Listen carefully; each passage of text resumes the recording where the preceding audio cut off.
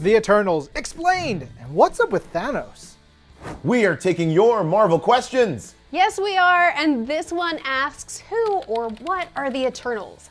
This is a great question. I'm excited for us to talk about it because the Eternals are not just a race of people, they're not just a group of superheroes, there's so much more. So let's get into it.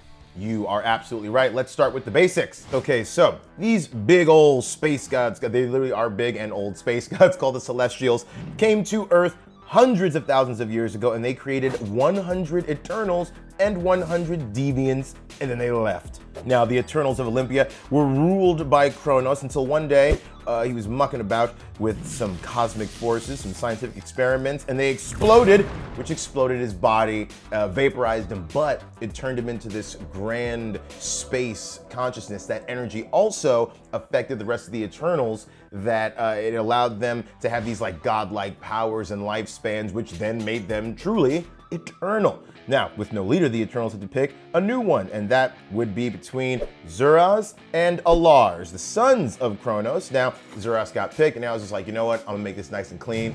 I'm gonna bounce. And he went to space and father some Eternals of his own and be known as the Mentor. Now, if you don't know, some of these Eternals were born with a genetic mutation called the Deviant Syndrome, which turns some of them monstrous and cruel, like, say it with me, Thanos. So that's, there you go. That's why Thanos has that great disposition. Every Eternal's least favorite cousin. Oh, come on. I mean, look, you sit them at the kiddie table, this is what you get. That's fair, but I'm gonna take us all the way back because all of the Eternals, the superhero team, all have these names that are really linked to mythology of the world. So first off, we've got Icarus. Much like his namesake, the guy with the waxen wings who flew up towards the sun, he can fly a little bit better, but he's got like light beams out of his eyeballs.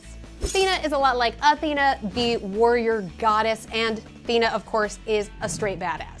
We've got Ajax, who was a mythic warrior from the Trojan War, but this Ajax is also an incredible combatant. We've got Phastos, who sounds like Hephaestus, who is a god of weaponry, and this Phastos is also an inventor. We got Kingo, who learned all kinds of samurai skills on Earth, but also became a movie star. Action. We have Makari, who's a lot like Mercury, that super duper fast god. We've got Gilgamesh, who shares his name with an ancient Sumerian king. And this Gilgamesh is a little bit different though because he can control his molecular structure. We've got Sprite, who not unlike a fairy is sort of forever young, a trickster and illusionist. We've got Druig, who is like a mythic druid who is magical, he's a little sneaky, and he's the lord of flames and nightmares.